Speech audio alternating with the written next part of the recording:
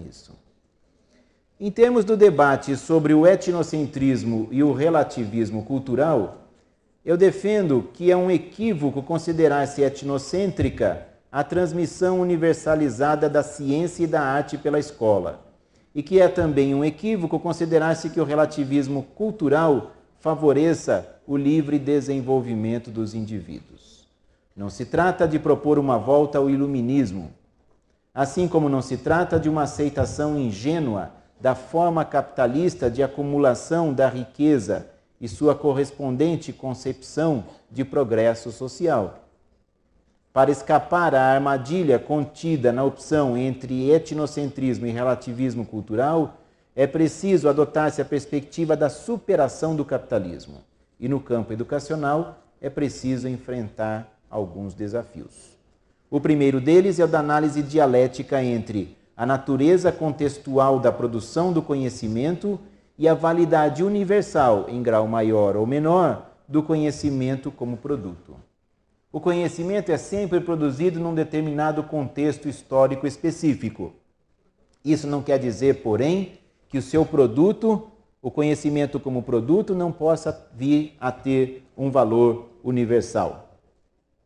Bakhtin, analisando a obra de Dostoiévski, a Poética de Dostoiévski, mostrou que as contradições existiam na vida do Bakhtin, do Dostoiévski, no pensamento de Dostoiévski, na ideologia que ele defendia, estava enraizada nessa realidade. Mas essa obra de arte, apesar disso, ela tem um valor universal. O conhecimento científico também é produzido, se bem que tenha características distintas do conhecimento artístico, é verdade, mas ele também é produzido em contextos históricos específicos. Por exemplo, há quem diga assim, a teoria de Marx sobre a sociedade capitalista é uma teoria do século XIX da Europa. Sim, é lógico, foi produzida na Europa no século XIX. Mas essa teoria tem um valor explicativo universal quando se trata da sociedade capitalista. Essa linha de raciocínio a gente pode aplicar a todos os campos do conhecimento humano, inclusive a educação, numa perspectiva de valorização do ensino dos conhecimentos que tenham se tornado patrimônio universal da humanidade.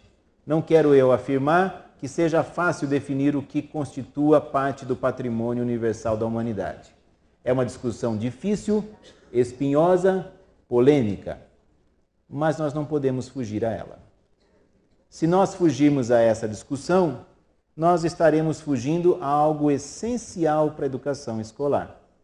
Como é que nós podemos enfrentar decisivamente o tema da educação escolar se não enfrentarmos a discussão o que deve ser ensinado às novas gerações? O que constitui parte do patrimônio intelectual de toda a humanidade? O que constitui parte da cultura universal ou de uma cultura universal em processo de construção? Nós, com certeza, ainda debateremos muito sobre isso, teremos muitas polêmicas sobre isso. Mas o que nós não podemos, eu insisto, o que nós não podemos fazer é fugirmos a essa discussão. Por vezes tenho usado um exemplo, uma analogia, dizer assim, é como se médicos, uma junta de médicos discutisse a situação de um paciente sem querer tomar uma posição em relação a qual a melhor forma de tratamento para aquele paciente. E aí discutem, quando olham para o lado, o que aconteceu com o paciente? Morreu. Não seria isso que estaríamos fazendo em educação? Vejam, por exemplo, no campo da alfabetização. Discute sobre os fundamentos da alfabetização, as teorias sobre a alfabetização, se tem valor ou não tem valor os métodos de alfabetização, se tem valor ou não tem valor as cartilhas, e etc, etc. Discute-se e fala-se, precisamos alfabetizar de maneira crítica. O indivíduo precisa aprender a ler criticamente. Não podemos alfabetizar de maneira mecânica, tradicional, ingênua. Bom, ninguém vai discordar de que nós não queremos formar leitores ingênuos, não queremos uma leitura mecânica. Só que essa discussão, que já tem aí pelo menos uns 20 anos, desde que o construtivismo chegou com toda a força na alfabetização no Brasil, essa discussão patina, e enquanto isso nós temos aí os filhos do construtivismo, que a Emília Ferreira escreveu Os Filhos do Analfabetismo, nós devíamos agora escrever Os Filhos do Construtivismo, porque já temos mais de uma geração formada numa escola que, venhamos e convenhamos, não está alfabetizando lá essas coisas, para ser até um pouco eufemístico, né?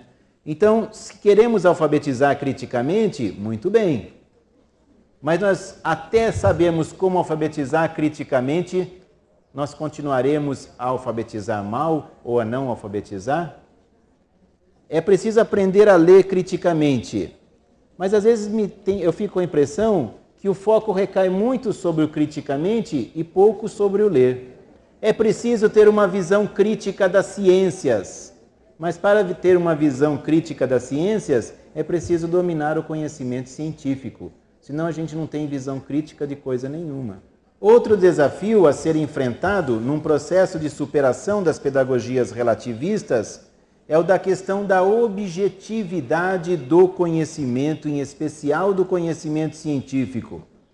Frequentemente essa questão é mal interpretada, como se objetividade implicasse que o conhecimento tivesse liquidado de uma vez por todas com qualquer nova indagação sobre a realidade conhecida. A ideia de que conhecimento objetivo seria conhecimento definitivo e absoluto. Não, são duas coisas diferentes.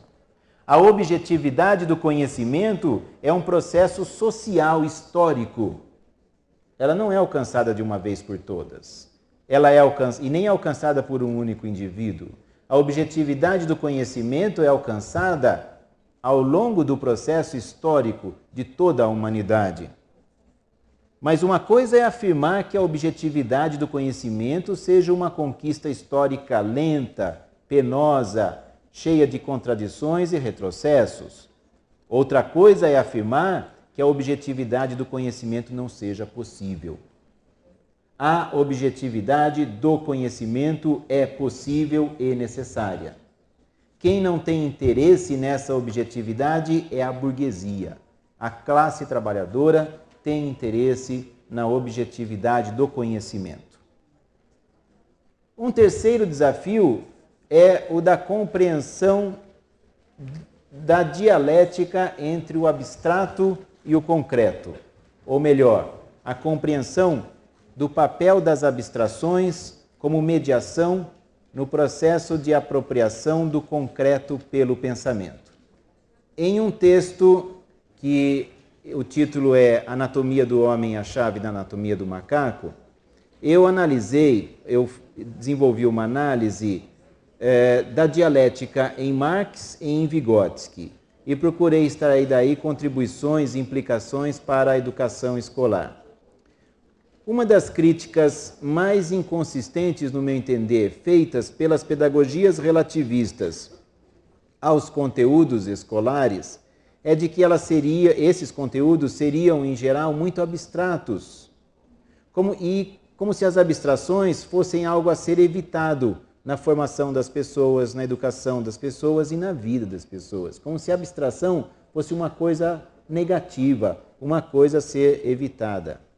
A história da ciência, a história da arte, a história da filosofia mostram que essa crítica é totalmente inconsistente, que o ser humano não teria se desenvolvido sem as abstrações, que o ser humano não teria dominado a realidade sem passar pela mediação das abstrações, que a tentativa de conhecer a realidade de maneira imediata, direta, desprovida de abstrações e de mediações, essa tentativa sempre resulta ou em ações fracassadas ou em alienação do conhecimento. É por meio das abstrações que a humanidade conhece, explica, representa, e eu acrescentaria, transforma a realidade social e natural. Se a escola de fato possibilitasse aos alunos o acesso às abstrações científicas, artísticas e filosóficas, eles, os alunos, adquiririam o domínio das referências indispensáveis para a análise crítica do mundo e da concepção de mundo que serve de mediadora às relações entre os indivíduos e a realidade social. Não é possível fazermos uma análise crítica da nossa própria concepção de mundo se não dominarmos mediações, abstrações teóricas que nos permitam um distanciamento em relação a essa concepção de mundo que muitas vezes herdamos acriticamente da sociedade e da ideologia dominante. Não é possível nos distanciarmos da realidade cotidiana alienada a não ser dominando abstrações que nos permitam ir além dessa realidade. É o caso, por exemplo, da análise que Marx faz no Capital, da mercadoria, esse objeto que está tão presente na vida das pessoas, esse fenômeno social que está tão presente no nosso cotidiano, mas que a maior parte da humanidade não sabe o que é. E Marx mostrou o segredo da mercadoria. Mostrou que a mercadoria é uma unidade de valor de uso e valor de troca. Mostrou que a sociedade capitalista nada mais é do que a universalização do valor de troca. Mostrou que a essência das relações sociais capitalistas é o valor de troca das mercadorias, cujo representante universal maior é o dinheiro. Por isso que Marx afirmou que na sociedade capitalista o indivíduo carrega as relações sociais no seu bolso, porque ele carrega o dinheiro no seu bolso. E o dinheiro é a grande mediação social no capitalismo. Agora, é possível nós vermos isso a olho nu no cotidiano? Eu diria que não. Nós podemos até intuir essa problemática, mas não analisá-la em profundidade, não compreendê-la criticamente. Aí eu digo que, para superarmos as pedagogias relativistas e o esfacelamento do currículo escolar, precisamos admitir que a questão central da pedagogia, da educação em geral, não reside nas relações entre professor e aluno, ou nas relações dos alunos uns com os outros. A questão central da pedagogia está nas relações que professor e alunos estabelecem com o conhecimento objetivado nos produtos intelectuais da prática social humana em sua totalidade. Não há originalidade nessa minha tese. Vygotsky já defendeu a tese de que a psicologia da arte deveria tomar por base não o autor e o espectador, mas a própria obra de arte. Veja que interessante, no seu estudo Psicologia da Arte, Vygotsky não foi estudar nem o que se passava na mente do artista, nem o que se passava na mente do espectador. Ele foi estudar a psicologia humana que estava objetivada na obra de arte. Por outro lado, entretanto, para além do reconhecimento da afirmação geral da importância das grandes obras na cultura na formação dos indivíduos, muito pouco foi efetivamente realizado em termos de construção de uma pedagogia à altura da riqueza cultural humana objetivamente existente. Se nós compararmos a riqueza da cultura humana objetivamente existente e as elaborações no campo da educação, no campo pedagógico, nós veremos que a distância é muito grande. Estamos muito distantes de termos construído uma pedagogia à altura da riqueza cultural de todo o gênero humano. Talvez, então, devêssemos perguntar a nós mesmos por que relutamos tanto em enfrentar esse desafio. Eu acho que é para enfrentar esse desafio, é para travar essa discussão que nós estamos reunidos